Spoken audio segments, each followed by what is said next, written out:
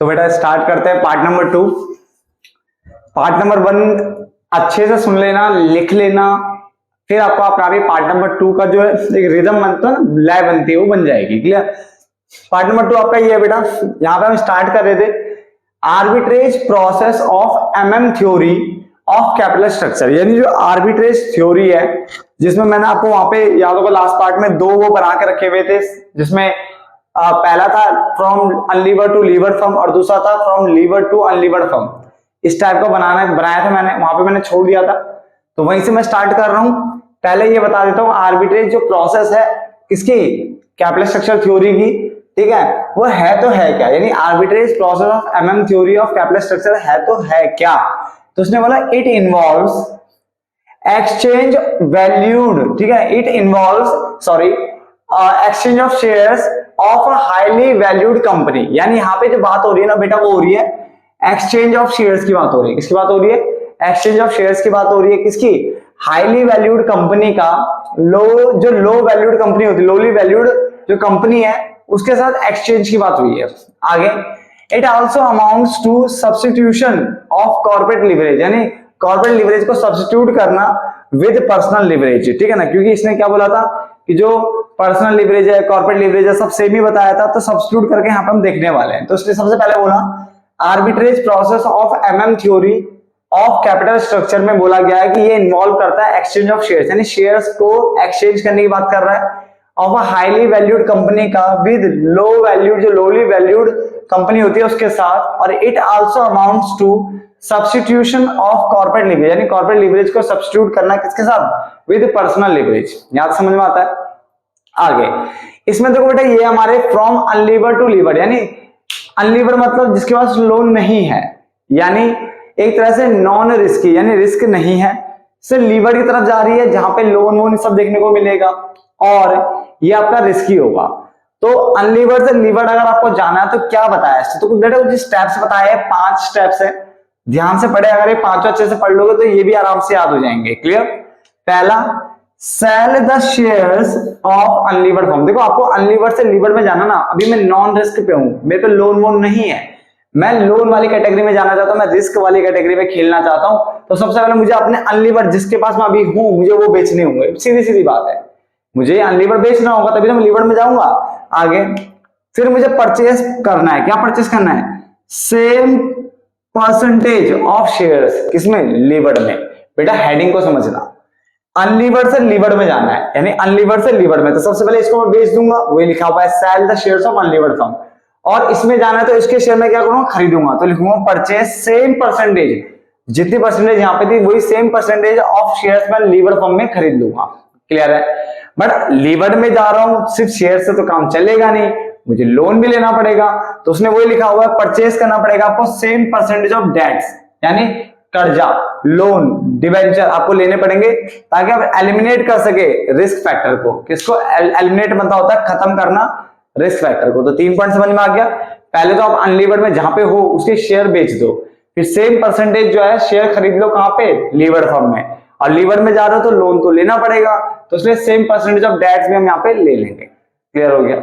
चलो, in this process investor, यानी इस प्रोसेस में इन्वेस्टर क्या करता है? अर्न करता है सरप्लस, यानी पैसे कमाता है, प्रॉफिट कमाता है। कीपिंग कैसे? रखते हुए, सेम रिस्क रखते हुए, सेम रिस्क फैक्टर रखते हुए, और सेम रिटर्न और सेम परसेंटेज होल्डिंग। तो उसने बोला कीपिंग सेम रिस्क फैक्टर रखता है, सेम रिटर्न और सेम परसेंटेज होल्डिंग। ये मान रहे थे जो रिटर्न वहां पे मिल रही है वो रिटर्न यहाँ पे मिल रही है। क्लियर? आगे अब इसको देखते हुए अदर इन्वेस्टर्स भी बोलेंगे यार ये बंदे ने क्या बढ़िया किया, यहाँ पे भी इतना बढ़िया खेल रहा है, तो क्यों ना हम भी खेलें। तो फिर other investor will follow, other investor भी फॉलो करेंगे, और एज अ रिजल्ट जो प्राइस होते हैं बेटा अदर कंपनी के वो आपके बढ़ जाएंगे। आप बात समझो, खुद सोचो ना, सॉरी पब्लिक को अगर मान लो रिलायंस कंपनी के पीछे उसके शेयर खरीदने के पीछे भाग जाए, तो रिलायंस गारंटीड अपने शेयर प्राइस उसके क्या हो जाएंगे? बढ़ जाएंगे, क्योंकि डिमांड ज्यादा हो रही है उसके, तो बढ़ जाएंगे। तो वही चीज हो रही है, सारे इन्वेस्टर यही तरीका अपनाना जा रहे हैं, यानी अनलीवर्ड टू लीवर्ड में जाएंगे, तो जो लीवर्ड फर्म है, रिस्की फर्म है, वो क्या करेगी? अपने प्राइस को बढ़ा देगी। तो वो लिखा उसके प्राइस जो है बढ़ जाएंगे, ठीक है, to reach an equilibrium point where, अरे एक ऐसे पॉइंट पे पहुंच जाएगा, इक्विलिब्रियम पॉइंट पे पहुंच जाएगा जहां पे देयर इज नो प्रॉफिट और नो लॉस, जहां पे ना तो उसको कोई प्रॉफिट होगा ढंग से ना लॉस होगा। दोबारा पढ़ते हैं बेटा क्या है। सबसे पहले इसने बोला सेल करने हैं शेयर्स अनलीवर्ड फर्म के, परचेज करना है सेम परसेंटेज होल्डिंग, जो शेयर होल्डिंग किसमें, लीवर्ड फर्म में।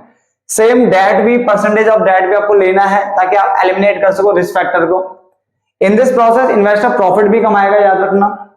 कीपिंग सेम रिस्क फैक्टर, वही रिस्क फैक्टर यहाँ पे भी वो रख रहा है, सेम रिटर्न उसको मिल रहा है, सेम परसेंटेज होल्डिंग भी यहाँ पे उसकी है जैसे पहले था।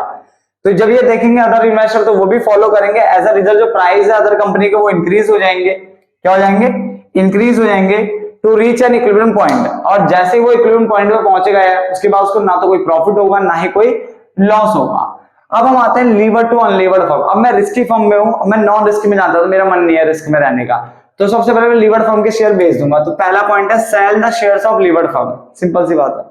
फिर क्रिएट करूंगा, क्या क्रिएट करूंगा इसमें, होममेड लीवरेज क्रिएट करूंगा बाय टेकिंग, होममेड लीवरेज बनता कैसे है, by taking personal loan of same amount. क्योंकि देखो अगर आप लीवर्ड में रहे होंगे तो आप पे शेयर होंगे, साथ में आप पे लोन होगा, तो आपको क्या करना पड़ेगा, जब आप लीवर फर्म के शेयर बेच दोगे, ठीक है, तो एक तो आपको पर्सनल लोन लेना पड़ेगा क्योंकि आपको उसी सेम रिस्क फैक्टर में रहना है। तो पहले तो आप क्रिएट करोगे होममेड लीवरेज, ठीक है, by taking personal loan of same amount. और साथ ही साथ जो आपको मनी मिला बेच करके लोन लेने, देखो शेयर बेचने से पैसा आया, लोन लेकर के भी पैसा आया, इस मनी का आप यूज करोगे परचेस करने के लिए सेम शेयर होल्डिंग किसकी, अनलीवर्ड, यानी अभी तक लीवर्ड में थे अब अनलीवर्ड के खरीद लो इस पैसे से। साथ ही साथ सेम ये दो पॉइंट कॉपी है यहां से, इन्वेस्टर अर्न, इस प्रोसेस में इन्वेस्टर अर्न करेगा surplus by keeping same risk factor हो गया, सेम रिटर्न हो गया, सेम परसेंटेज होल्डिंग हो गया, क्लियर। सेम ऐसे ही अदर इन्वेस्टर भी फॉलो करेंगे, एज अ रिजल्ट जो प्राइस होते हैं दूसरी कंपनी के बेटा बढ़ जाएंगे, सब उधर उसी तरफ जा रहे हैं, और फिर वो एक इक्विलिब्रियम पॉइंट पे पहुंच जाएगा जहां पे ना तो उसको कोई प्रॉफिट होगा ना ही कोई लॉस होगा। बड़ा सिंपल सा पॉइंट था, क्लियर हो गया यहां तक। यानी पहला हमने पढ़ा कि हम अनलीवर्ड से लीवर्ड में जा रहे हैं, और दूसरा हमने पढ़ा हम लीवर से अनलीवर्ड में जा रहे हैं। बड़ा सिंपल सी प्रोसेस है, याद रख लेना, टिप के आ जाना, वहां पे लिख देना, काम चल जाएगा। क्लियर हो गया। आगे रिजल्ट क्या है आर्बिट्रेज प्रोसेस की, तो रिजल्ट बाय आर्बिट्रेज प्रोसेस, जो रिजल्ट उसने दिए, रिजल्ट ये दिए जो मार्केट वैल्यू है, लीवर्ड हो चाहे अनलीवर्ड फर्म है, चाहे लीवर्ड फर्म हो चाहे अनलीवर्ड फर्म हो, उनकी जो मार्केट वैल्यू है, ठीक है, वो ऐसी जगह पे आएगा ना, सेम पॉइंट पे आ जाएगी, चाहे वो लीवर्ड फर्म हो चाहे लीवर्ड, फर्क ही नहीं पड़ता। पार्ट नंबर 1 में हमने स्टार्टिंग की जो पॉइंट्स लिखे थे उसमें हमने बोला था चाहे वो लीवर्ड फर्म हो चाहे अनलीवर्ड फर्म हो, कैपिटल स्ट्रक्चर पे कोई फर्क नहीं पड़ने वाला, केओ पे कोई फर्क नहीं पड़ने वाला, वैल्यू ऑफ फर्म पे कोई फर्क पड़ने वाला नहीं है। तो उसका मतलब जो रिजल्ट जो है आर्बिट्रेज प्रोसेस का ये है कि जो मार्केट वैल्यू चाहे लीवर्ड हो चाहे लीवर्ड फर्म हो वो सेम पॉइंट पे आ जाएगा, इसलिए कैपिटल स्ट्रक्चर यहाँ पे मैटर ही नहीं करता, या कैपिटल स्ट्रक्चर को यहाँ पे अफेक्ट ही नहीं होता। ठीक है, चलो कोशिश की मैंने आपको समझाने की, ठीक है ना, फटाफट से नोट डाउन कर लेना। मिलेंगे फिर किसी नेक्स्ट वीडियो में इंपोर्टेंट टॉपिक में, तब तक के लिए धन्यवाद दोस्तों।